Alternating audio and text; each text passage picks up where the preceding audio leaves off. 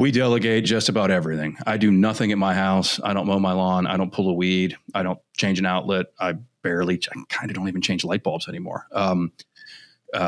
So yeah, we try to maximize our time with our kids. We travel a ton now. I do some competitive fishing as well. We'll travel for some competitive salmon fishing. We love the Florida Keys. We go down there. I do some Western hunts. So I'll do 2 or 3 hunts a year. My kids are starting to get to that age where they're starting to do that stuff with me too, which is super fun. But yeah, I try to keep our time maximized. You're asking yourself, why am I doing this? Smart people would know how to use all these different tools. They start with something small. And never get your entire organization. If you don't pull off operations, Don't give up. It can be as small as that. I think you guys are going to have our last today.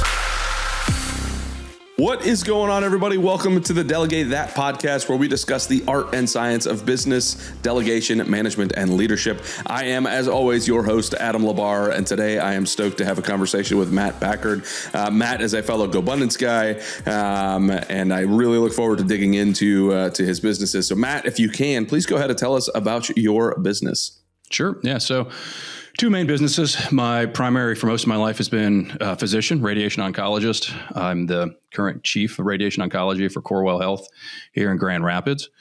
And more recently, I've been running Connect Pelvic Floor Fitness along with my wife. We're co-owners of the company, which is a fitness membership-based company primarily for women with pelvic floor dysfunction.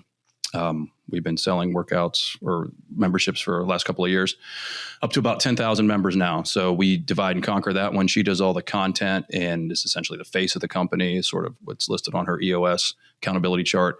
And I'm the visionary. So I do a lot of the behind the scenes things, manage all the business side of it. Okay, very good. So how does an oncologist end up partnering with his wife on a pelvic floor business? How does that come about? Oh, man, completely random story how that goes.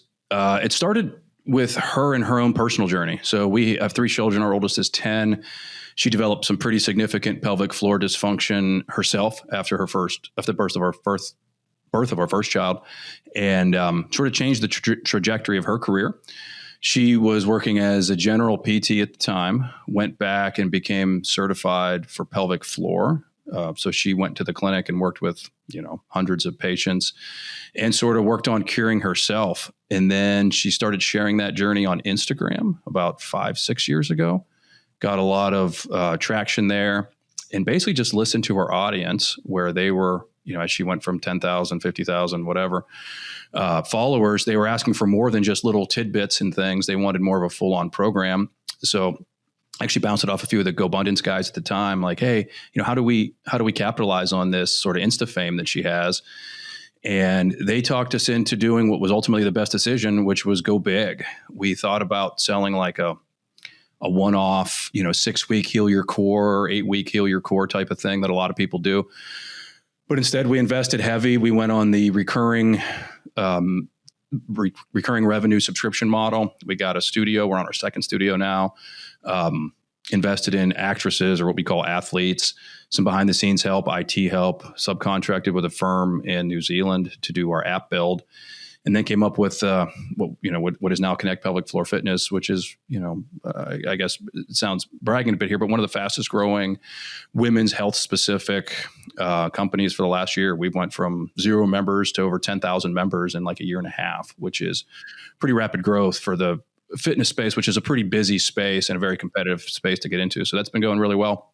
As far as me, I've always liked the entrepreneurial side. I actually majored in economics and was kind of co-founder of our entrepreneurial society in college, and have been doing that for our private practice, our physician private practice, for a number of years now too. So it was a little bit, there's certainly a learning curve, and I continue with that, but there was quite a bit of a crossover between the two. Yeah, that's awesome. It's one of those things that I look at a lot of doctors, and I've talked to quite a few doctors who are like, hey, doctors, I need to help them with their investing, and they need to do all this stuff because they don't really think about it. And then here you are, you're starting multiple businesses, you're running different things like that. What would you say kind of sparked your interest in business to begin with? And then we'll definitely go down the delegation and leadership side. How did you go from doctor to business minded type of person? Obviously you mentioned economics, but that doesn't mean business either. So yeah, you're right. No, it's always sort of been something I've been interested in. I've had little side gigs. Even in med school, I was selling books and things. I had a eBay store and was selling people's medical books because I've always had a knack for that stuff, for selling things. The other thing we've dove into recently, which explains a bit of it for me, is Culture Index, which I know a lot of GoBundance guys are using. That's been amazing for us since we use Chaz. I don't know if you've had him on in your program at Chaz Mascarino, but he'd be a great guest for you at some point too. He's out in Cleveland, but he's kind of opened my eyes to sort of what we're hardwired to do. And my Culture Index profile is Enterpriser, which is one that's probably better suited to being a CEO or a visionary than a physician, actually. And it sitting in Chaz's course, it's a 2-day course, or day and a half course you take when you initially learn it. You sort of question and go through a lot of things in your past, and you sort of psychoanalyze yourself when you get this sort of laid out on you on a piece of paper of what your natural tendencies are. And as we've used that in hiring and firing and managing people to super success. We were probably 30, 40% success rate before it. We're probably 80, 90% success rate since then. But it's I guess sort of what I'm hardwired to do in a lot of ways. It's always been something I've liked. I with regard to the doctor stuff, there are some doctors I've come across that'll be great at this sort of thing. Not a lot of them. I've ended up doing some mentoring and coaching of other doctors, even too, on some of the stuff you're talking about: investing, managing money, buying a house, side gigs, those sorts of things. I've always had a knack for that kind of stuff. Do you feel overwhelmed with mundane tasks that eat up your valuable time? It's time to reclaim your schedule and focus on what truly matters. Get your time back with elite remote talent without the time zone hassle. Delegate $10 an hour tasks to focus on more $1,000 an hour tasks. Schedule your free strategy call at wisevas.io. So let's get into some of the leadership and the business management and whatnot. You are obviously, if I were to guess, rather busy as a doctor, yet you're also running some running the visionary side of the house for you and your wife's business. How do you kind of make sure that you're managing both sides of that well and still being able to show up at home for your 3 kids? Part of it is just bandwidth managing. I had to back off as a physician, so I work 4 days a week now, and then I work 3 out of every 4 weeks, essentially. So I do 1 day a week, basically full-time with the fitness company, plus, the usual entrepreneurial evenings and all that stuff, weekends. And then I'll take a week where I kind of do a deep dive into it, where I'll meet with a lot of our team members and, do some deeper financial modeling, that kind of stuff. So that's one thing. And then, I'm sure the things you cover on your podcast is freeing you up so that when you do have personal time, it's good time and useful time, and I'm not doing other stuff. I guess hence the name of your podcast, but to delegate that. We delegate just about everything. I do nothing at my house. I don't mow my lawn. I don't pull a weed. I don't change an outlet. I kind of don't even change light bulbs anymore. We try to maximize our time with our kids. We travel a ton now. I do some competitive fishing as well. We'll travel for some competitive salmon fishing. We love the Florida Keys. We go down there. I do some Western hunts. So I'll do 2 or 3 hunts a year. My kids are starting to get to that age where they're starting to do that stuff with me too, which is super fun. But yeah, I try to keep our time maximized, which is a big change for me. 6-7 years ago, I was the complete opposite. I was literally taking time off as a physician, building decks and doing major, projects around the house. I don't know how to do any of that stuff. So I'm spending my time frustrated watching YouTube videos. And then you sit down and run the calculations on, boy, I make more as a physician. So if I just picked up an extra shift doing that, one day I could pay for a whole week of a contractor to build this shed for me. Like, what am I doing? And people talk about that, but it absolutely makes perfect sense. It's really the way to do it. And it takes less mental because you already are great at being a physician. You can already run in there, knock out your day, and not have to worry about getting frustrated, smashing your thumb with a hammer, and being short with your kids the rest of the night because you've been angry and you're exhausted and all the stuff that goes along with that. So I'd love to kind of keep hitting on some of the home stuff because that's one thing we talk a lot about, the business side of the house, and being able to delegate to, whether it's a VA or whether it's your employees in one way, shape, or form. But a lot of the house stuff is where, especially if you're looking at your spouse, you could take a lot of stress out of your life by delegating some of that house stuff. Or in your case, it sounds like all of the house stuff. So talk to me about what that looks like. What's the structure of your home look like that you're able to delegate all of that stuff right down to the changing of light bulbs and not have to worry about any of it? For us, different than some of the other GoBundance guys. I know a lot of guys, their wives stay home and, like you homeschool and do other things. That's not us. My wife works as much or more than I do. So it's really a necessity for us. Yeah, we do. We have a handyman who does all the handyman stuff, just a lawn service who does all that, all the snow plowing, snow shoveling. And then you and I had initially connected a few years ago about au pairs, and we ended up not going that route, but we ended up doing like a home manager / nanny. So we have someone who comes over every day, somewhere around noon, 11 to noon, sort of does an inventory of what needs done in the house. We have a messaging app. We message her if there's anything specific that needs done. She handles all the grocery shopping, all the Amazon repairs, Amazon returns, all the car repairs, oil changes, car washes. We got really lucky with her. We use Culture Index, and she has like the perfect Culture Index profile for being a nanny home manager. She's also a cat person. We have 3 outdoor cats, and she's a cat lover. So when we're out of town, she comes every day, checks on our cats, makes sure they're fed, does the litter boxes for us. And then the coolest thing that worked out sort of randomly for us, when we were trying to ask her a little bit more on the grocery shopping and cooking things, she had told us that's not a natural skill of hers. And we, worked with her and gave her recipes and helped her use AI and things to get the recipes. But then she said her boyfriend is a cook at, I think he's at a Thai restaurant here in town, and he has some extra time and he loves cooking. So he actually comes over a few days a week now and does food prep and, cooking for us. So we literally get like restaurant quality dinners now. My wife can work. She can stay in her studio until whatever time she wants, 6:00. Morgan is our home manager's name. She'll pick up the kids. We also utilize all the stuff they have from school. They go to a Christian school that has amazing after school care. They're there today. They have all summer long. They can go there. But they have, 4 or 5 field trips a week. It's amazing. So yeah, she can get them anytime between like 3 and 5:30. She'll grab them.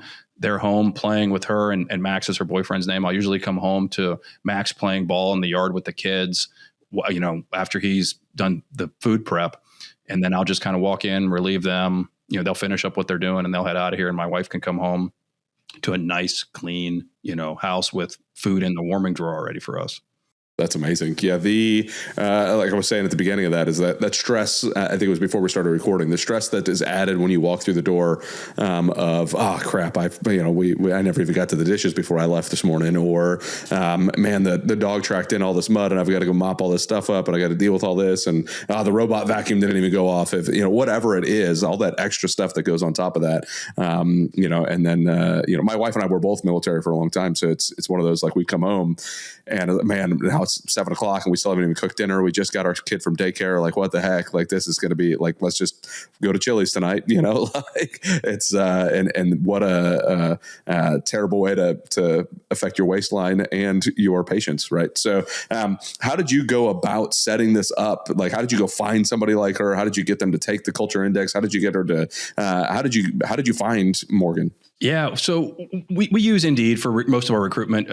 We also use, what is it? Something.com. It's not like nanny.com. There's something like there's another website we use. I can't remember the name of it. But we actually found her through just like a personal reference. We had another babysitter who we do a weekly date night, and another girl, Montana. We have her show up every week on Thursday night, whether we schedule it or not, and unless we cancel her. And that's been great for our relationship. Now that we're business partners too, we call it owners meeting, and some of the stuff we talk about is a tax write-off and all that cool stuff. But we had kind of offered the job to Montana. She already was doing full-time nannying, but she said, "Hey, my best friend, might be interested."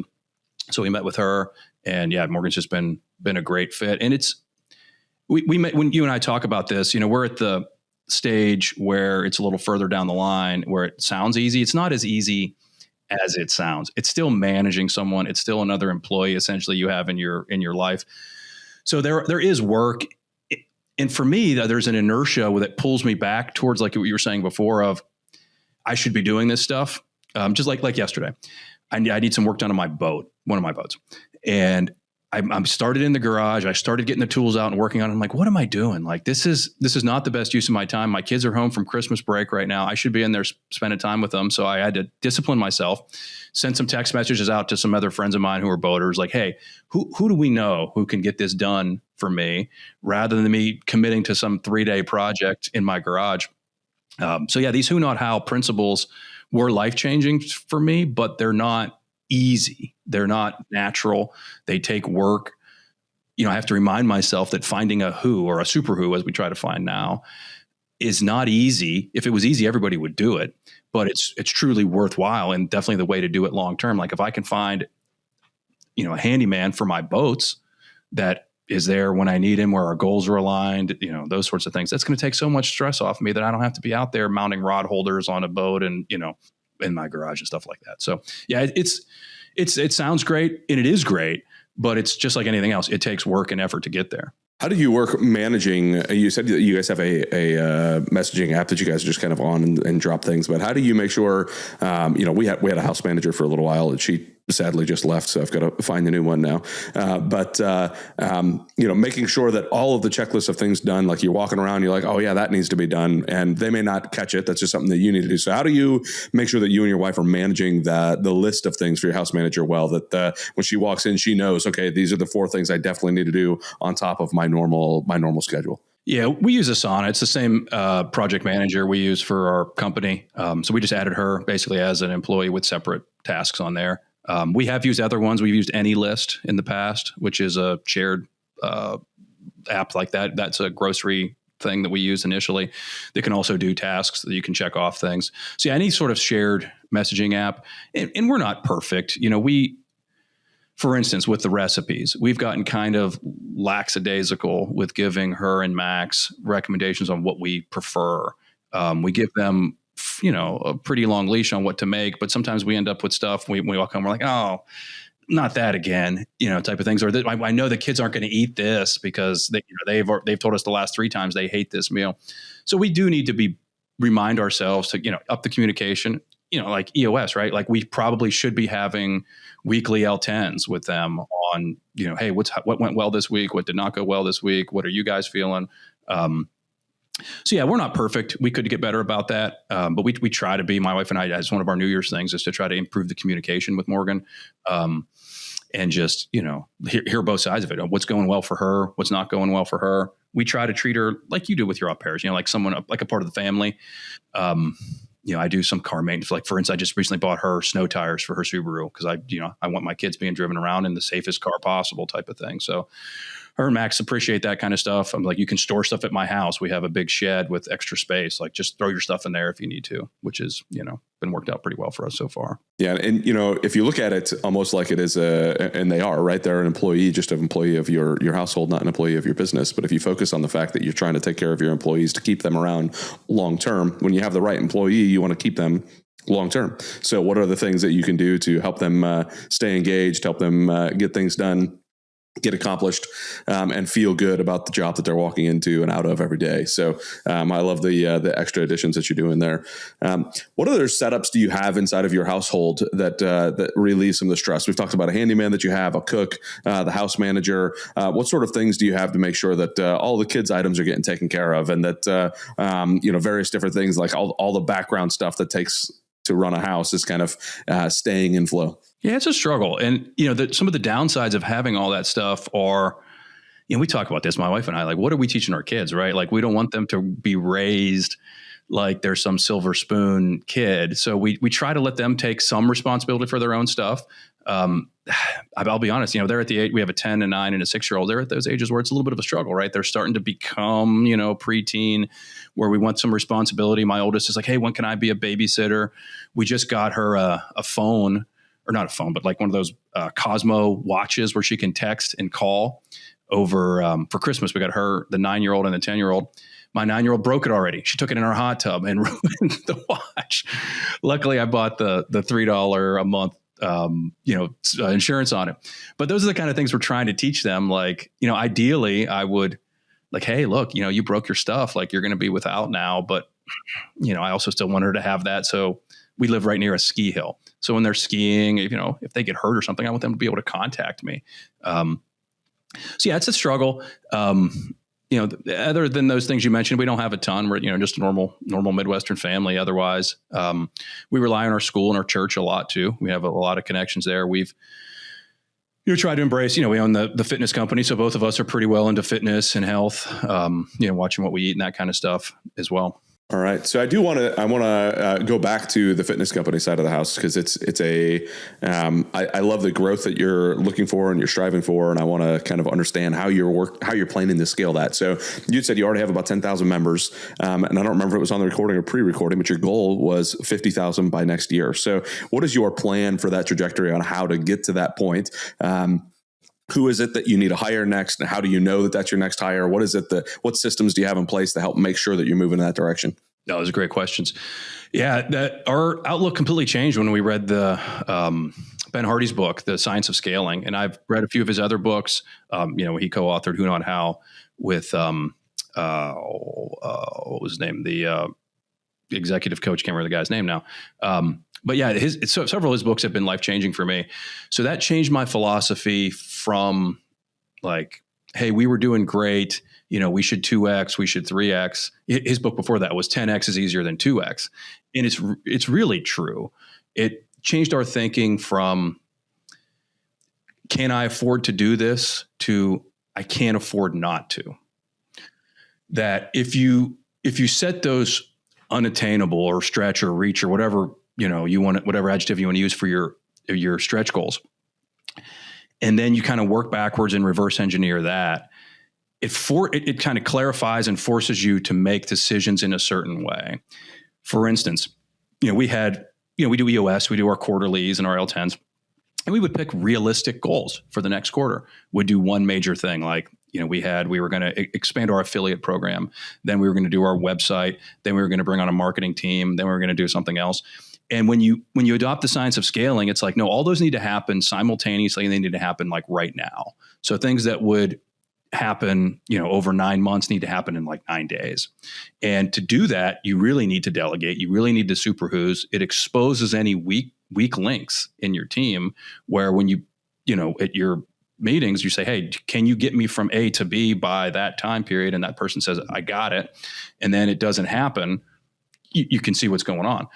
So yeah, it really forces you to expand your team and bring in the right team members. I keep talking about it, but Culture Index is amazing on, it's not a guarantee, but it significantly improves the likelihood of someone who's hardwired for success in that role.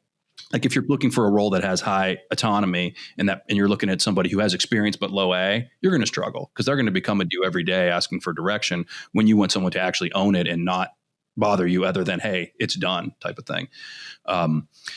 So yeah, we've just accelerated the timelines, brought in, who we're considering super who's, external marketing teams. We're going to bring in a full-time marketing person. That's probably our next hire, part of your question.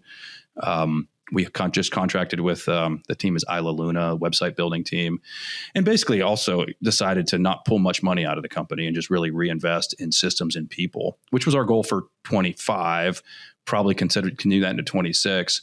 And, if we can reach our scale goals of 50,000 members, our gross revenue will be somewhere in the 8 to 10 million a year. Our owner profits will take care of themselves at that point. Yeah. Okay. So yeah, 50,000 people, 8 to 10 million a year. That sounds like it'd be a pretty profitable deal. What is your profit margin on that 8 to 10 million? We're hoping 30 to 40%. Okay. We're not there now. We're just over $1 million gross a year now with similar margins. We probably reduced the margins a bit this year because we had some big expenses, with the website and things like that. And you're putting a majority of it back into the business, so that's part of the process. So when you're setting up the culture index side of and you're hiring your employees and you're giving them the culture index, you said before that you did a lot of your hiring off of Indeed and whatnot. Do you do that for you and your wife's business as well? As Indeed is a majority of where you're going? Pretty much, yeah. And then we, like a lot of GoBundance guys, we use a lot of VAs. So we work with Mod, my Outdesk for that. We also do some outside of Mod. But yeah, Indeed for our US based employees. And then we have the automation set up in there. When someone applies, it automatically sends them a link to the Culture Index survey for that position. And then we won't even look at a resume unless it varies a little bit position to position, but essentially around 70% match for the Culture Index software will give you a percent match on you. You do these surveys ahead of time, your leadership team. So it's my wife, me, Kirsten, depending on what position is, some other members of our leadership team.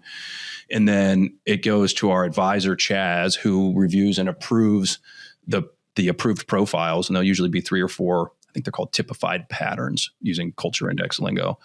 And then you set that as your ideal pattern. And then when the applicant completes the survey, the Culture Index software compares their traits against your ideal traits and gives you a percent match, as well as all the details. But I won't even look at a resume unless it's about 70% match to what I had predefined as the ideal person. And then you said as you predefine. So how do you set up predefining what the ideal person would look like for those positions? Oh, sure. So they use these things called C-Job questionnaires, where it's all built into the Culture Index software. So you when you buy Culture Index and go through the course, you'll get access to their software or web app, I guess it is, where it asks you, it's probably 70 or 80 questions about what the job entails. It'll be things like, is there travel? Are they going to be interacting with customers? Are they going to be making decisions by their own? How much direction are they going to take? How much quiet work do they need? And then it's kind of, each one's a scale of like 1 to 5 or something like that. And then you answer all those. You have a few other people answer those. Your Culture Index advisor kind of goes through that with you, and then he approves the patterns. But it's sort of built into the software based on the responses you give to those questions. Okay. So you have to do that for each space on your accountability chart. Then like, okay, this position is going to need all of these, and you go and answer those questions for each position. Exactly. Yep. Yeah. So even every VA, we use it. So the way Chaz had told us, anyone who even remotely touches your company should be doing a Culture Index. So all of our attorneys, bookkeepers, accountants, all the 1099 contractors we use. So our, marketing team, we have a small stable of coaches who do like community management. We have a private Facebook group. Not all our members are in the Facebook group, but we have, 3,000 or 4,000 people in the private Facebook community. And they ask a bunch of questions. A lot of them are answered by other members in the community, but a lot of them need a coach to answer them on exercise form. It's just sometimes just to give them motivation or things like that too. So we have some people that just do that, and they're either PTs or personal trainers. And some of them are local, some of them are remote.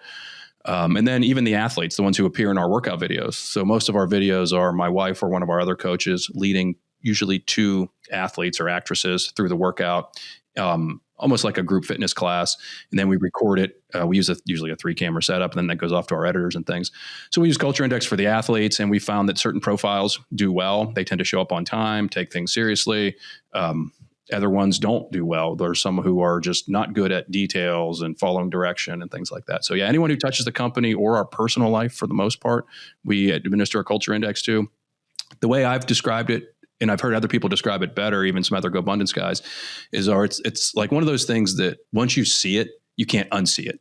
That you look at almost everyone in your life, even those who I haven't seen their Culture Index profiles, I can get a pretty good idea on what it would be, just based on, if I've known them long enough. But all our physicians, for the most part, have taken them.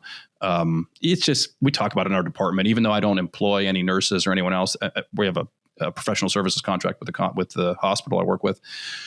But most of the nurses have taken it. The MAs take just because they like to get their results. So then when I interact with them, it's actually kind of nice because I can kind of see how they're hardwired on, which person.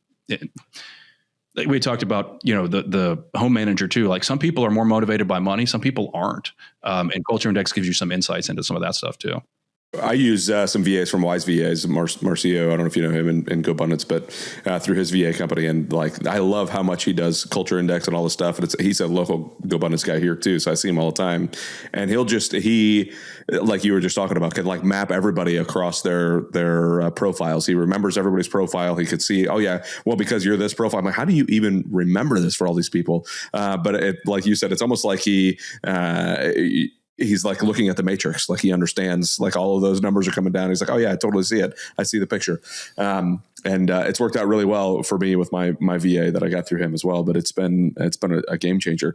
You mentioned also having folks like your CPA and your lawyer and all these folks take Culture Index, how well has that worked for you in trying to get them to take some of these things before they get hired on by you? What sort of conversation do you have to have with them for them to jump on that? Like an employee, well, I mean, if you want a job, you're going to do it, right? But, a 1099 guy who's like, I'm not doing this silly test for you, or at least in my brain, I'm telling myself a story that happens. But I'd love to hear your thoughts on how that went for you. Yeah, it's tricky. I've never had anyone flat out refuse. I've had a couple people not love it. It's all in the messaging. I'm an oncologist, right? So I give bad news for a living, essentially. So it's just like, when I tell a patient they have cancer or their, cancer's progressed, you want to be thoughtful with a strategy on how you approach it.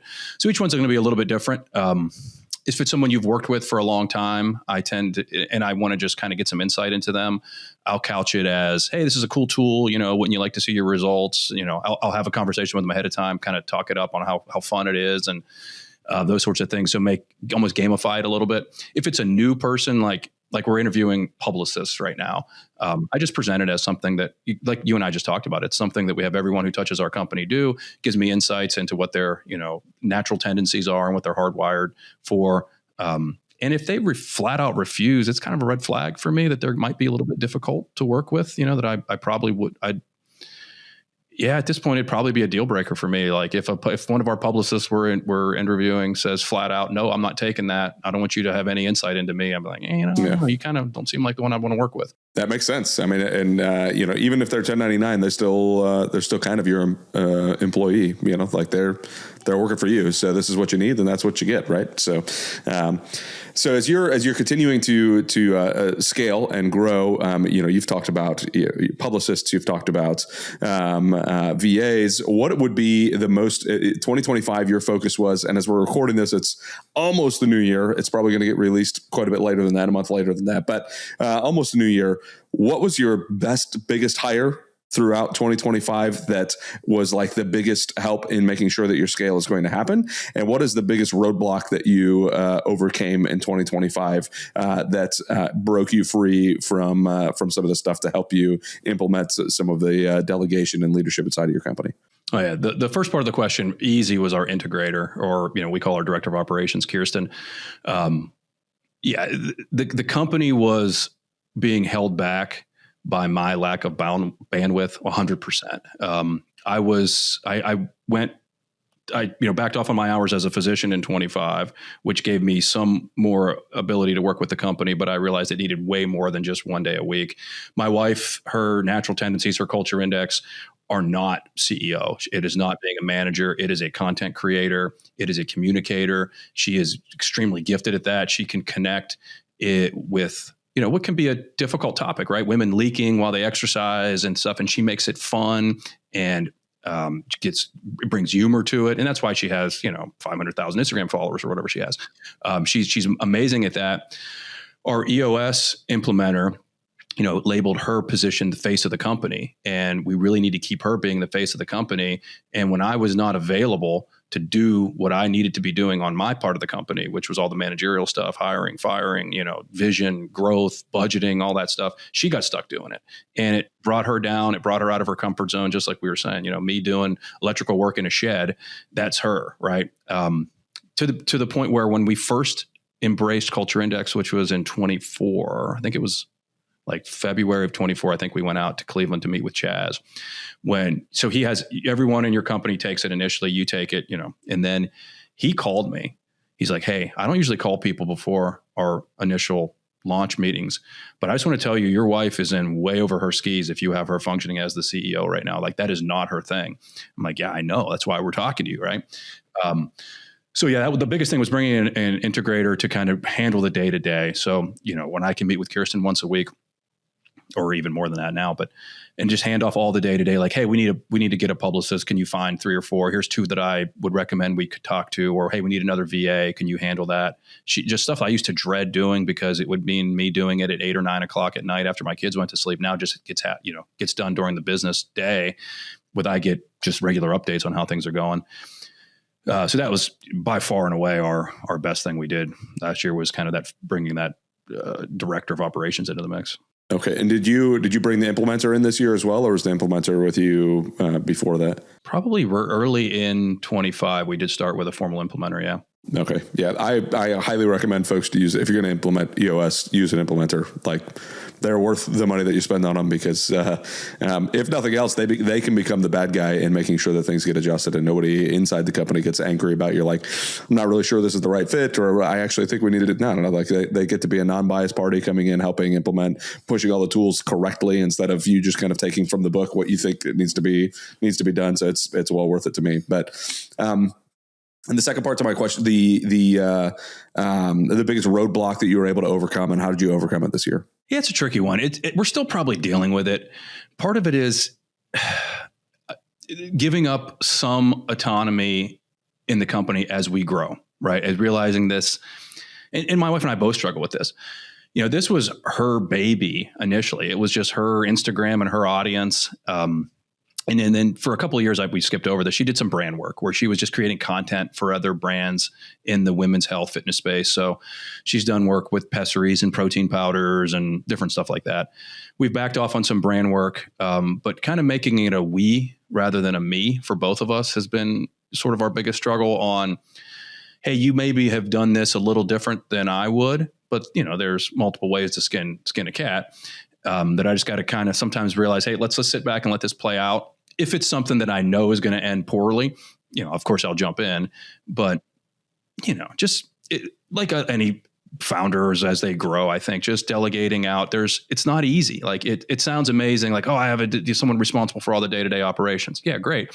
But now you're not running the day-to-day operations anymore. And things are going to happen sometimes in a little different way than you would, at a different cadence or a different so that's been our biggest thing that we're still kind of working through. But like you said, with the EOS, having other professionals sort of hold your hand and guide you through that process is the only way to do it. When we tried to self-implement before we had an implementer, it was a complete failure. Like, we were kind of running L10s, but we weren't really, or we didn't really have an accountability chart. Everything was my wife and mine, our responsibility. But now we actually have, every quarter, he's like, hey, did your rocks get done or not? And it's like you said, we're not the bad guys anymore. We have an unbiased professional saying, hey, I've worked with hundreds of other companies, and here's where you're at. And for instance, when we interviewed basically every EOS implementer in Grand Rapids, culture index was one of the big things that helped us find the right one. I remember talking to Chaz about, like, hey, this guy, here's his tendencies. And he was spot on about Ken Bogard. He's an author. I'm trying to get him into GoBundance. He's an awesome EOS implementer. He's one of the OGs here in Grand Rapids. Entrepreneur himself too. So he's a really good fit for us. Very cool. Yeah. And I would imagine this is a doubly important thing for you, since your business partner is your wife, right? So you guys have to be happy both at work and at home, and not step all over each other and, lead to some problems that you didn't want to lead to. I've heard a lot of horror stories from the being in partnership with your spouse side of the house. But I think that communication, same thing I talk about on my Biz Dad podcast, talking about like just being over communicative with your spouse is super important.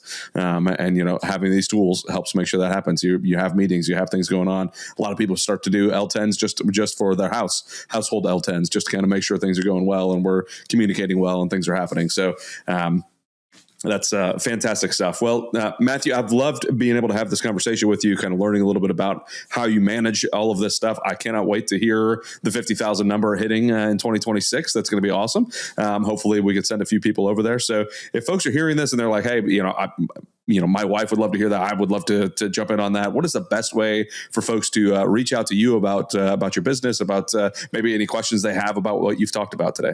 Sure. Yeah. Go through our website, connectpelvicfloorfitness.com. My wife's Instagram handle is Caroline Packard DPT. We also have a Connect Pelvic Floor Fitness Instagram. But yeah, we're all over Instagram, Facebook. Those would be the best ways to reach us.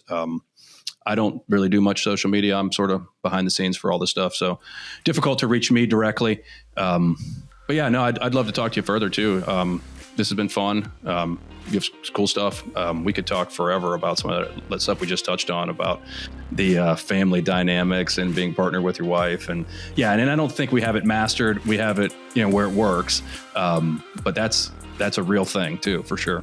Yeah, it absolutely is a real thing, and it's difficult to pull it all off. Now, my wife just retired from the military, so she's home and she's going to be helping more with the business. And it's like, man, I'm trying to steal every good idea I can from everybody to make sure that works out well for the two of us, for the five of us, really, and the whole family. So, well, Matthew, I greatly appreciate again you jumping on. It was connectpelvicfloorfitness.com. Is that right? Correct. Yeah. All right. So everybody listening, please reach out to Matthew if there's anything he can do to help. Jump on to connectpelvicfloorfitness.com. See what they have to offer. I thank you again very much, Matt. I thank you everybody for listening, and we will see everybody on the next show.